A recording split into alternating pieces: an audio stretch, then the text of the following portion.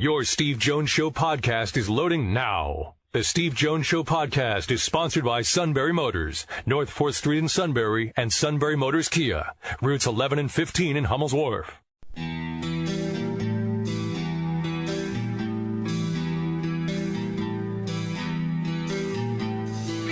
Sports talk where your voice counts. This is the Steve Jones Show on News Radio 1070 WKOK. Now, from the Sunbury Motors studio, here's Steve Jones. Sunbury Motors, 4th Street in Sunbury. Sunbury Motors Kia, routes 11 and 15 in Hummel's Wharf. Today's show from the Marriott Marquis at Times Square, overlooking Times Square, in fact. Tomorrow, Penn State plays in the NIT Championship game against Utah. 7 o'clock, the tip-off tomorrow night on beginning at 6:30 on News Radio 1070 WKOK. Streaming live at WKOK.com and, of course, on the Penn State Sports Network. The outstanding Lisa Byington in just a few moments. But first, our play-by-play call of the day. Well, how about a ninth-inning walk-off home run? That would be the cherry on top of his ice cream that he was talking about the other day for this whole thing. Oh, my! Get up, ball! Get up, ball! Right on cue! What a way to cap off the spring. That, my friend, is unbelievable. What a talent.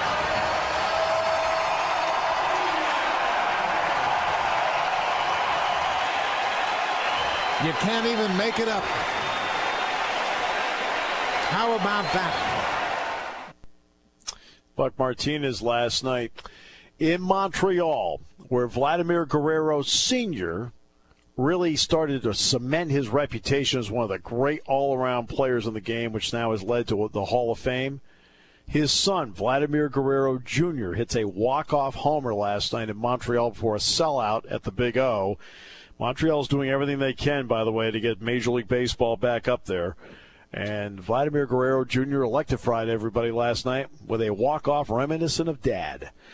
Lisa Byington joins us. Lisa, welcome. Great to have you with us.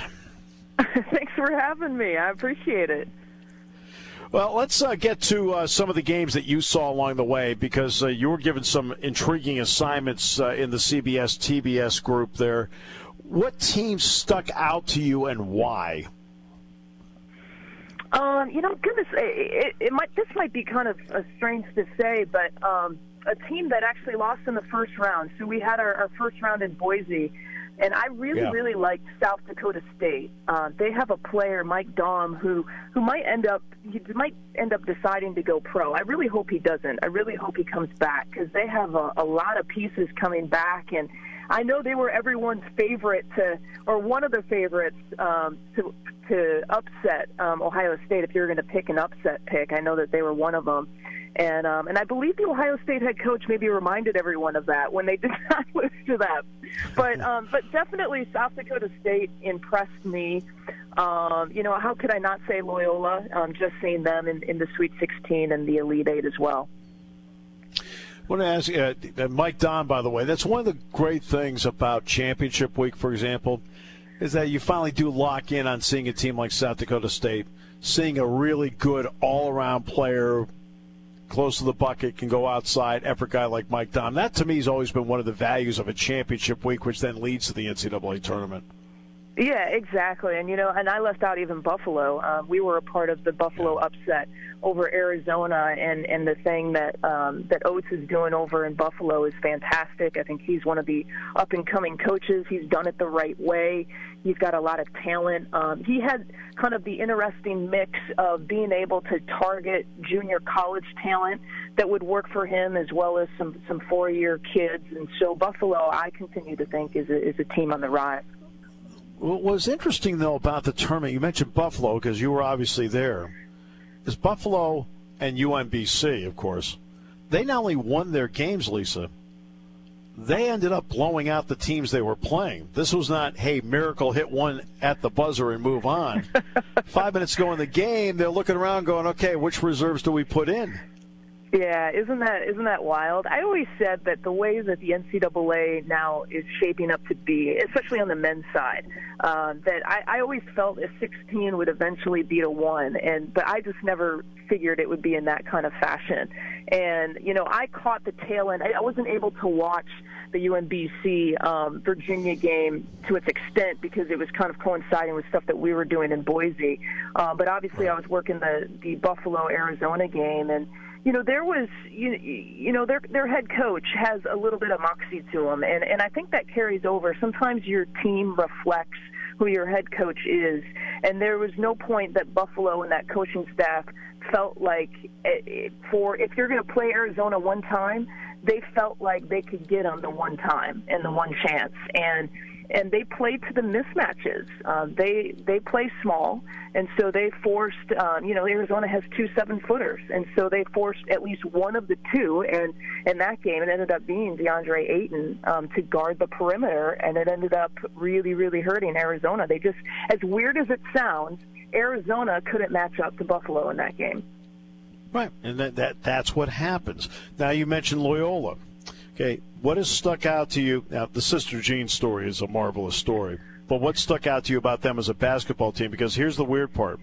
People forget that they needed a buzzer beater in the quarterfinals of the Valley Tournament to survive as the number 1 seed. I think if they lose the game, they don't get into the tournament.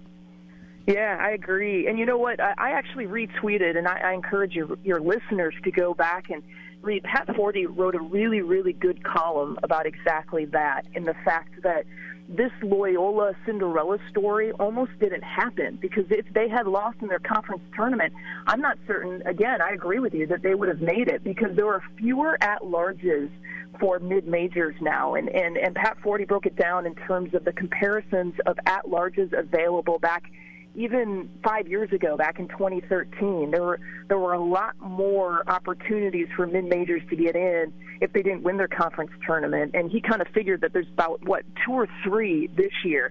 And I don't think Loyola would have gotten one of those. So, thank goodness they won their conference tournament, because now we have an incredible Cinderella story. But you asked me about what stands out about their system, and I think it's just the fact that they understand what their system is. They don't shoot very many mid-range jump shots. They're very much a layup, points in the paint kind of team. They rely on the 3 as well. Porter Moser, learned from Rick Majerus. And it's all about spacing, and he jokes in his Rick Majerus sort of accent, offense is spacing, and spacing is offense, and he loves to throw out that line. But that's what he coaches, and that's what he teaches, and that's what his team exemplifies. There are a lot of great stories with Loyola. I thought you've done some great interviews with them. I also thought your interview with Sister Jean was incredible. Did you find yourself at times reminding yourself she's 98? Yeah. She seems like she's 50 or 60. She's got a better memory than I do. I'll tell you what, this was not captured, because obviously just the start and the finish of the interview is captured. But after they won their Elite 8 game, we knew we had to do a Sister Jean interview, because it's illegal now in America to not if Loyola wins. And so we had to wait. We didn't want to pull her away from being on the court and watching the net cutting celebration. And so we had to wait a little while. And then finally, when she was ready, she has people who assist her, and so they wheeled her into kind of a side room, and she didn't have her championship baseball cap on, but she had it in her hand. And I said, "Sister Jean, you're not wearing your hat." And she said, "Well, it's just because I was waving it to people and waving and saying hello." And she said, "Would you like me to put it on?" And I said, "Well, yes, of course." And she paused and she said, "Would you like me to put it on forwards or backwards?"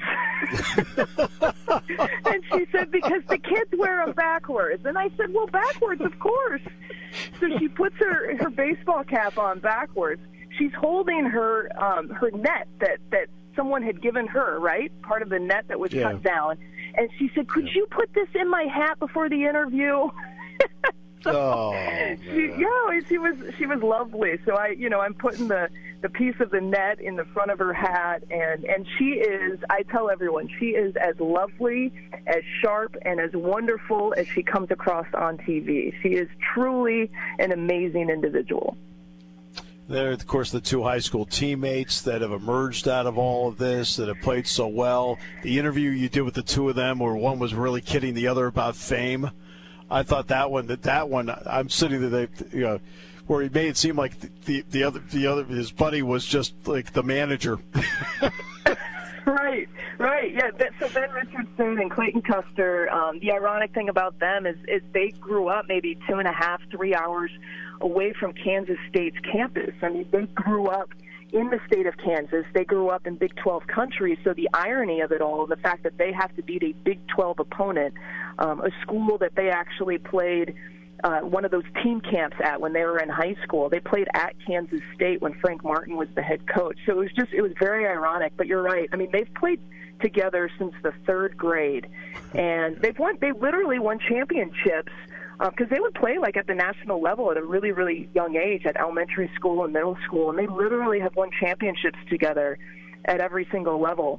But, when that interview happened, I actually requested both of them because I knew how well they knew each other. I knew they had great chemistry. But you just never know in a setting like that how it's going to go.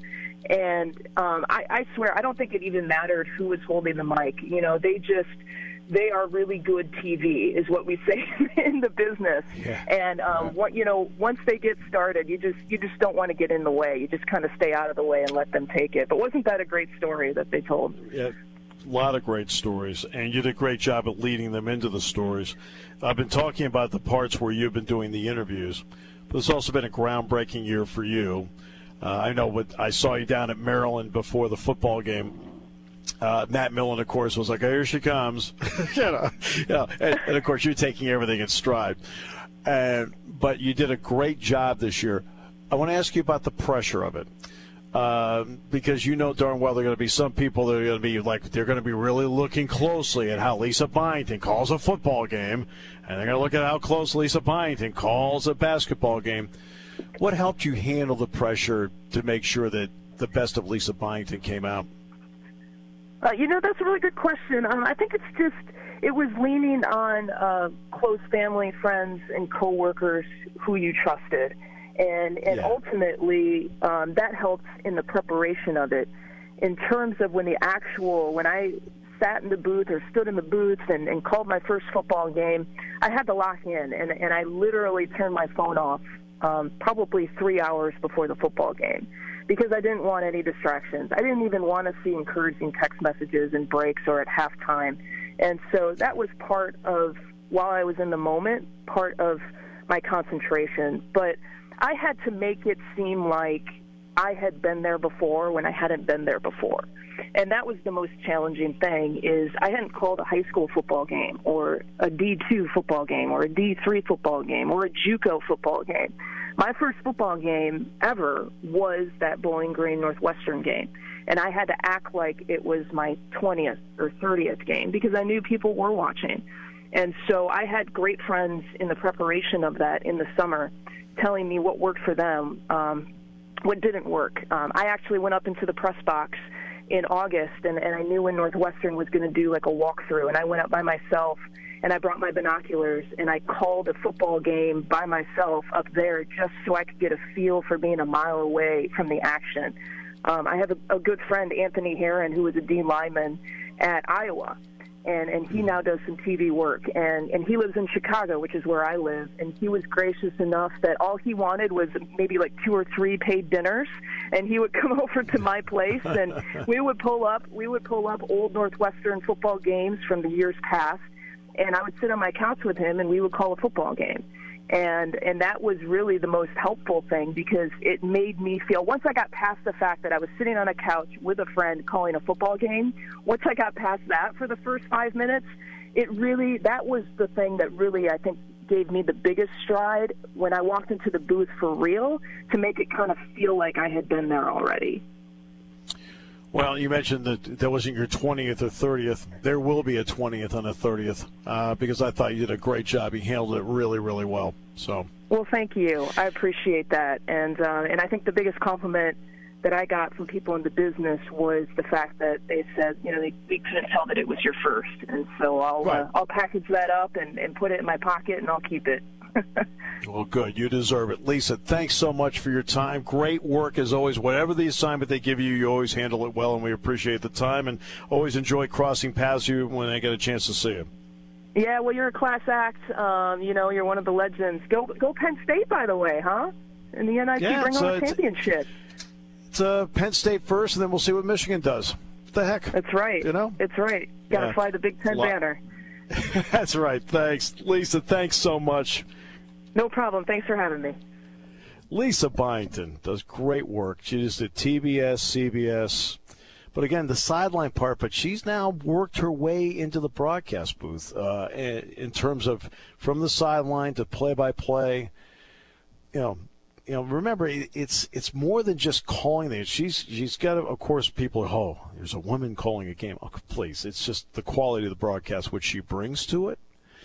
And the other part is, remember, too, there's a different traffic pattern that you have to handle when you're doing sideline, as opposed to then the traffic pattern of them being the play-by-play person. So all of that, there's a lot of elements that come into it besides just knowing that they change running backs.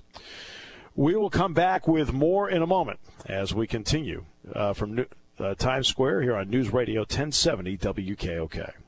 Ever had a bad experience at a car dealer? You don't deserve that. Sunbury Motors Kia thinks you should be treated as great as possible. So they're celebrating March Badness. I wanna see ya in a Kia. Sunbury Motors Kia. March Badness is for anyone who may have not been treated like they were number one. Get 0% financing for up to 75 months on 2018 Kia Fortes, Optimas, Sportages, and Serenos. 0% for 66 months on 2018 Kia Souls and Sedonas. And 0% for up to 60 months on 18 Kia Rios and Neros. All include Kia's 10-year, 100,000-mile powertrain warranty on the highest-ranked brand in initial quality, according to J.D. Power, 2 years in a row. Plus, there's over 25 Kia-certified pre-owned vehicles on the lot. Price to move. There's no bad treatment at SMC during March Badness at Sunbury Motors Kia. Routes 11 and 15, Hummel's Wharf. Financing offers available to qualified buyers through payment financing. In lieu of excludes Kia Stinger and Cadence. Warranty is unlimited powertrain warranty. For details, see retailer or go to kia.com.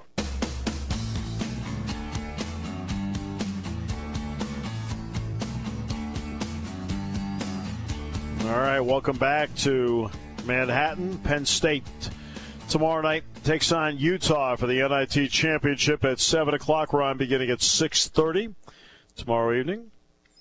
And you can hear it on News Radio 1070 WKOK and streaming live on WKOK.com and on the Penn State Sports Network. And we hear a whiteout has been declared for MSG tomorrow night, and a great deal the students can take advantage of. $10, get you the bus trip and a ticket. Great deal. Hopefully a lot of them on campus are snuffing those tickets up today. I hope so. We'll see. That's it's funny. When you're here, you're removed from all that. You show up and you look around and go, hey, look, I think 5 buses made it here last night. Now, of course, the legendary story in 2009 where 37 buses came here. That was kind of mind-blowing. So, look, I think they're grateful for any support that they get.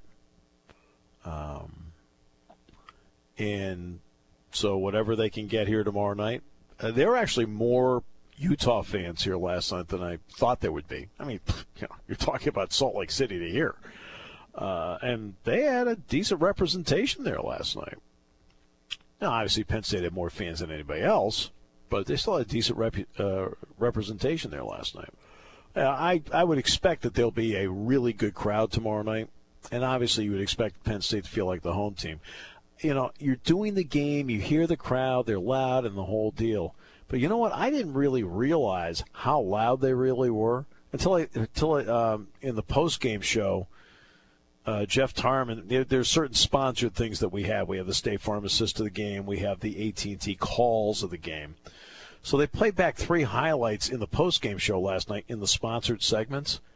And in listening to it, I didn't realize how loud the crowd was. was like, holy mackerel. I said, listen to these people. I mean, they were into it last night. They'll need to be into it tomorrow night as well. Against Utah. It's a veteran team. More senior-laden team. Hey, how about Andrew Sturtz? It's been quite a week, when you get Zane Rutherford winning the second straight Hodge Trophy, wrestling's Heisman. That's 4 out of the last 10 going to a Penn Stater, 2 to Zane Rutherford. Andrew Sturtz signed a 2-year entry-level deal with the Ottawa Senators today. How about that? Yeah, he's a junior. He's still in school right now. He is the 4th Nittany Lion to do this. So he's going to forego his senior season, 2-year entry-level contract with the Ottawa Senators. Team high 40 points, 14 goals, 26 assists. So Ottawa and Belleville, which happens to be the American Hockey League affiliate of the Senators, are not in a position to make a postseason run. So he's going to stay at Penn State through the week. He'll attend classes. He's going to get his degree in recreation, parks, and tourism management over the next few weeks. And then he's going to go to the Ottawa Senators camp.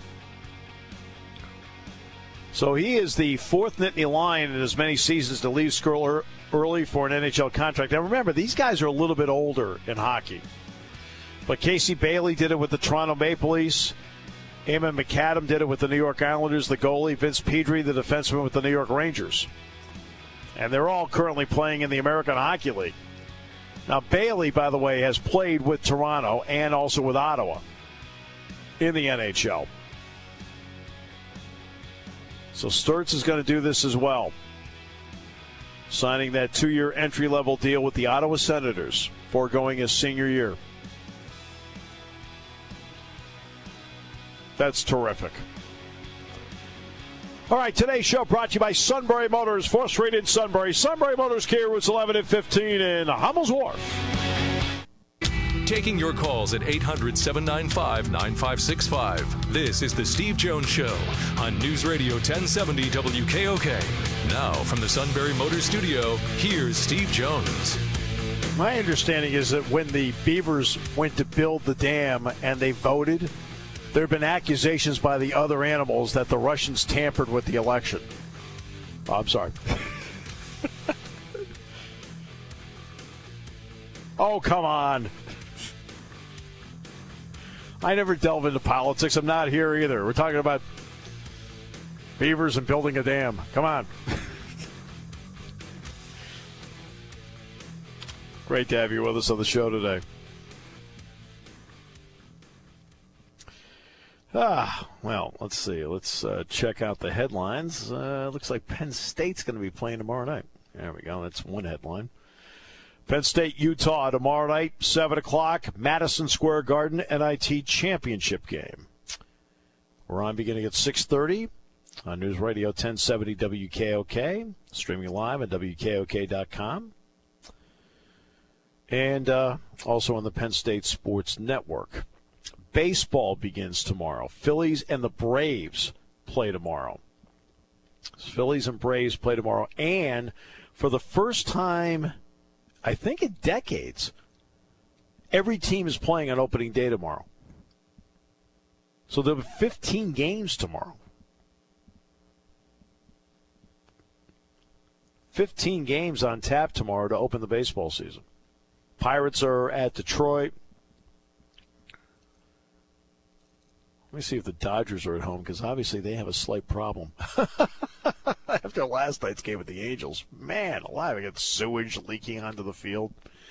Yeah, let's see. Tomorrow you got the Red Sox, Tampa Bay, Cubs in Miami, St. Louis and the Mets over here in Queens, Pirates and Tigers at 1:10, Orioles and Twins at Camden Yards, Houston and Texas in Arlington, Yankees play at Toronto, Angels are at Oakland, Milwaukee at San Diego tomorrow. The Phillies and Braves tomorrow, 4:10. Of course, you'll hear right here on News Radio 1070 WKOK with Scott Fransky and Larry Anderson.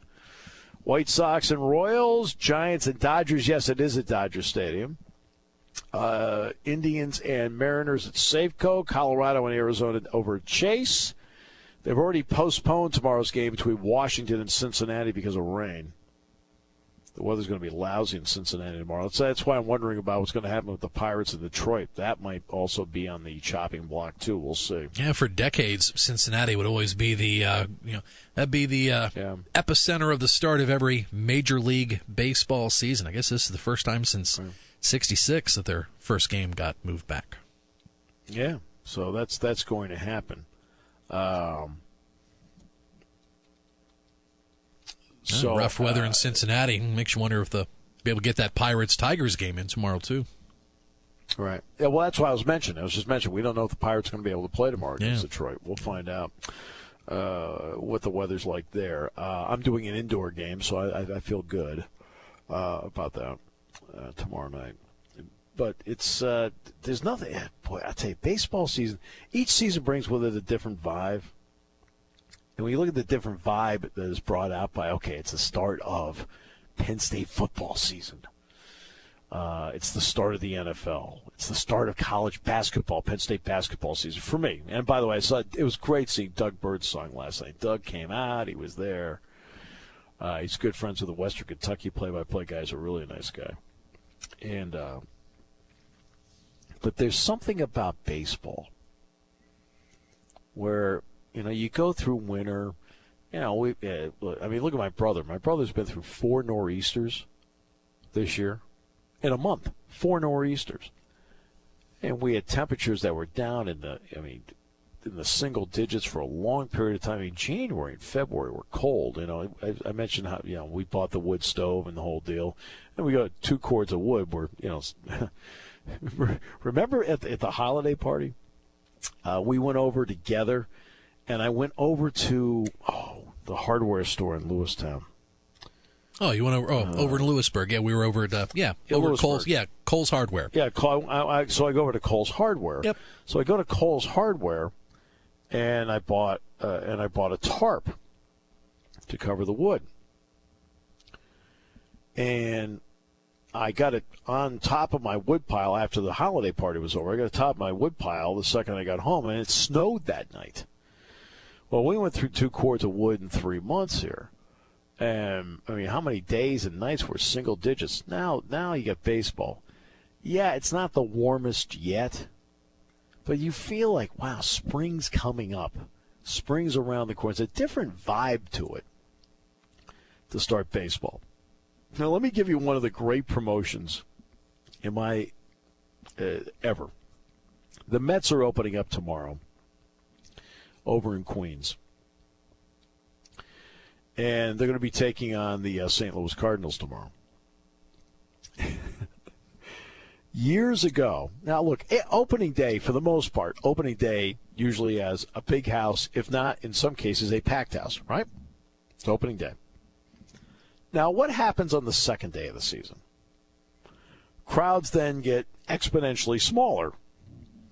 So years ago, the Mets, when they were playing at Shea Stadium, they have opening day. Shea Stadium is packed. So they made the second day of the season No Respect Day. So they did a series of no respect. It's the second day of the season. Nobody comes out for the second day of the season. And throwing out the ceremonial first pitch was Rodney Dangerfield. They drew over 20,000 for the game. Double what they normally would have drawn. Rodney Dangerfield, No Respect Day. Okay. The Yankees, meanwhile, over in the Bronx, are getting some pushback from Major League Baseball. There's a beer that you can buy at Yankee Stadium. And at a media tasting event in the Bronx at the stadium on Monday, showcase some of the new food and drink items being sold this year by the Yankees. The innovation that really sparked a lot of interesting talk happened to be the use of technology that can imprint the likeness of the player into the beer and coffee foam. The Yankees concessions team showed images of outfielders Aaron Judge, Giancarlo Stanton, as well as catcher Gary Sanchez and closer Aroldis Chapman. And there's also one where you get one with the Yankee logo floating in the head of a cup of beer. Market Watch reported that the images of those players had already been loaded into the machines at the park and would be available starting on opening day.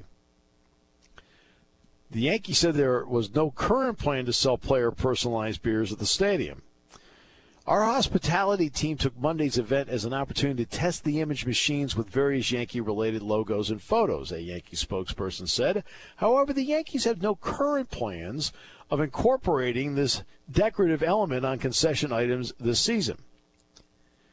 Well, this happened after Major League Baseball called the Yankees and said, we were unaware of the images. We spoke to the club. The club wasn't aware either, a spokesman for the league said. To the best of our knowledge, they have told them it is not authorized and to cease doing it. I would guess if they used the images of the players, I would think they would have to be paid for it, wouldn't they?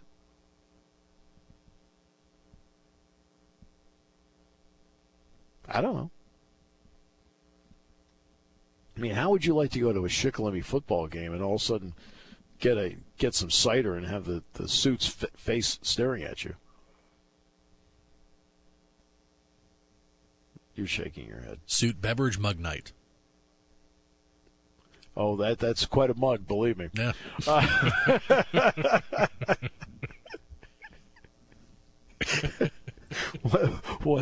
One time I was on WPSU. I have not fundraised for WPSU in the air for years, because they've got certain people that now specifically do it. But they used to rotate a lot of us in there doing it over the years. And every once in a while, you can get a WPSU mug with your donation. And I'd hold the mug up next to mine, like, look there, America, 2 great mugs. Ah, boy. All right, so they put out, what are the odds here? Houston's odds from Westgate of winning and repeating, 9-2. Dodgers, 9-2. Yankees are 6-1. Indians are 7-1. Nationals are 8-1. Cubs are 7-1. The Red Sox are 10-1. Cardinals are 18-1. The Angels are 25-1. Brewers 30-1. Although I like that team though. Twins are 20-1. 12 is Arizona 30-1. Colorado 40-1. Mariners 50-1. The Mets 25-1. Really? The Phillies are 80-1. But you know what their projected record is, and I agree with this: 81-81. Look, they poured $169 million into Jake Arrieta, Carlos Santana, Tommy Hunter, Pat Neshek. I mean, they're serious. And I think Philly fans, appreciate that they're serious about this. The Giants are at 50-1. Texas Rangers 200-1. Blue Jays 40-1. Orioles 200-1. The Pirates, $1 billion to 1. Ooh, that's big. No, the Pirates are 200-1. Tampa Bay 200-1. Oakland 200-1. Cincinnati 300-1. Kansas City 500-1. The Braves 200-1. Padres 300-1. White Sox 200-1. Although you know what, the White Sox are interesting. I'm not saying they're doing anything this year. The White Sox probably are not going to win 70 games this year. But you look at all the prospects they've picked up. The White Sox are maybe a year away or 2 away from being right in the thick of it, I think. Tigers are 500-1, and the Marlins, shockingly, are 500-1. It's that time of the year. I love the fact we're going to talk some baseball here coming up. The Phillies are on tomorrow in this time slot, which knocks the show out. Oh, stop applauding there in Shamokin Dam. What's that about? Everybody loves you. I don't understand every time I mention the show's not on, people get happy. What does that mean, Sean? I get concerned. Yeah. I grow fatigued. All right. Then again, cats do the happy dance when I leave for work every morning, too, so I kind of see where it's going here. Well, it's like, when's he leaving? Same thing happens to the suit in the staff meeting. All right, we'll come back with... That's not funny. come back with more in a moment. Wrap things up from Manhattan here on News Radio 1070 WKOK.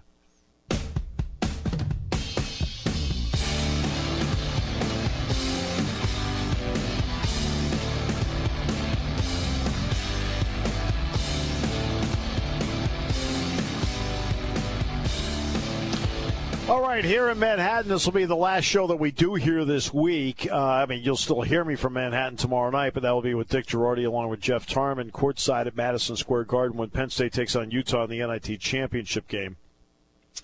So it'll be interesting to see what they want to do with the point guard for Utah. He is a senior. He is smart, savvy, playmaker, decent outside shooter. But he's also 5'8". I'm not saying at 5'8" you can't be effective in this game because he is, the wheel revolves around him. And he is a very good player. But I'm going to be interested to see, and I'll get this in shoot-around because the team just got back from practice now. I couldn't obviously go to practice today over the New York Athletic Club. But I'm going to be interested to see tomorrow at shoot-around, either in watching in practical application or in talking it over with Pat, whether they put Josh Reeves on him. Reeves did a brilliant job last night on Lamar Peters. And that length and quickness comes into play. Remember, Utah will also, once in a while, they'll play some man-to-man, sometimes out of a timeout. But they'll play a fair amount of 2-3 zone tomorrow night. And there you go. That's just in brief how it's going to play out. Tomorrow the Phillies are on before our game. Phillies start at, 4:10 tomorrow? Yep, first pitch. So on deck will crank up at 3:35. Yeah, 3:35 tomorrow. So it's a doubleheader. Phillies and Braves followed by Penn State and Utah. Love it. Yeah. And then I'm back on Friday. Where I'm actually traveling back on Friday. They made the decision before this trip ever started that Penn State would come back. Obviously, you get to the championship game on Friday morning. So I'll be traveling back, and I'll just walk right into the Sunbury Motor Studio, and we'll do Friday's show. Our appreciation, by the way, to Andrew Callahan of 24/7 Sports for being on today in the second half hour. Lisa Byington was on with us in the third half hour with her fascinating stories and her personal fascinating story as well, pioneering in so many ways, and plus the brilliant work she did in the NCAA Tournament for CBS and TBS. So if you'd like to check those out, you can on the Steve Jones Show podcast. And then tomorrow, Julian Moore has been saying to Dick Girardi and me after each step of this tournament, you can't get rid of me. Well, he will play his 141st and final Penn State game tomorrow. Let's see if tomorrow it also means that there are things such as hardware and nets involved. We'll find out. But 40 minutes away as they play for a championship tomorrow night at 7 o'clock. I pointed this out before, but it bears repeating again. If you don't think there's value in the NIT, then don't watch it. If you think a quote minor or mid bowl game is a meaningless exhibition too, don't watch it. Doesn't matter. But if you would like to make that speech in front of the teams and the coaches, I would pay money to watch that speech. Here, we're going to bring Bob in here, and Bob's going to tell you how meaningless this whole thing is. That's great. Congratulations, Bob. I bought a ticket to watch this in the back. This should be really enlightening. You've got a game in front of you, and you're a competitor. For a young team like Penn State, this is an opportunity. A young team, let's be honest, young team making the turn to being a veteran team. Okay, so they're making a turn from being a young team to an older team. And this NIT has been pivotal in that turn because it's turning them in the right direction. The value has not only been the practice. You see the emergence of a John Harrah as to what kind of player he has an opportunity to be. I think it's helped Jamari Wheeler a lot. But there's also the opportunity that it brings with it. Penn State now has had the opportunity to go to Notre Dame and show everyone and themselves that they can win. They've had the opportunity to go to Marquette to show everyone and themselves that they're good enough to win. They've had the opportunity to play Mississippi State in Madison Square Garden and show everyone they have the ability, themselves and fans, the ability to win and to show that they are getting to be a better team and a better program. And now they've got another opportunity tomorrow night with Utah. Those opportunities don't happen without the NIT. Just don't happen. And James Franklin was there last night. James Franklin, I'm sure, would be one of the first to tell you that, look, playing and winning in the Pinstripe Bowl meant so much to the program at the time it happened. The practices for the Tax Slayer Bowl, obviously, it was tough with the Rose Bowl, but then what the Fiesta Bowl did this year, the way it elevated the program, those are big moments that postseason can provide along the way. And, of course, the Final Four is coming up this weekend in San Antonio. I got a nice text, by the way, from Matt Shepard, the play-by-play voice of Michigan this morning. Of course, I texted him right after they won and got to the Final Four. Well, he returned it and texted me this morning from San Antonio. So it's an exciting time. They've got Loyola in the first game. Did you see the I don't know if I doubt it was, maybe it was on Twitter, but, of course, Sister Jean is 98. Did you see what Jalen Rose's grandmother? Jalen Rose's grandmother's 100, right? And she I don't know if she tweeted it out, whatever. Said, well, as it comes to an end, Sister Jean. so you got the 100-year-old grandmother of Jalen Rose, the 98-year-old chaplain of Loyola, and it's funny. But here's the deal: if Michigan happens to win on Saturday and they advance to the national championship on Monday night, guess who's not going to be able to go to the game in San Antonio? Jalen Rose, because that new show that he's on with Mike Greenberg and Michelle Beadle starting Monday on ESPN, that new, was it Get Up? That new Get Up show starts on next week. Yeah, that's right. So we'll be able to go see it in person. Our thanks to Andrew Callahan, 24/7 Sports. Lisa Byington from BTN as well as TBS CBS for joining us on the show today. Phillies and Braves in this time slot tomorrow, and then Penn State basketball tomorrow night with Utah. The NIT championship game at Madison Square Garden, 7 o'clock the tip-off. 6:30 the airtime on News Radio 1070 WKOK. Also streaming live on WKOK.com. And on the Penn State Sports Network. Today's show brought to you by Sunbury Motors, 4th Street in Sunbury, Sunbury Motors Kia routes 11 and 15, and Hummel's Wharf. We'll talk to you Friday back at the Sunbury Motors studio. Your station for news, weather, business, and CBS Sports Radio. News Radio 1070 WKOK Sunbury and on WKOK.com.